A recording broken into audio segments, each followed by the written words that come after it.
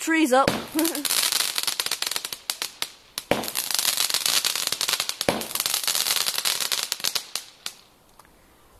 Today something on sea, tomorrow something on fire. Right. On sea, tomorrow the world.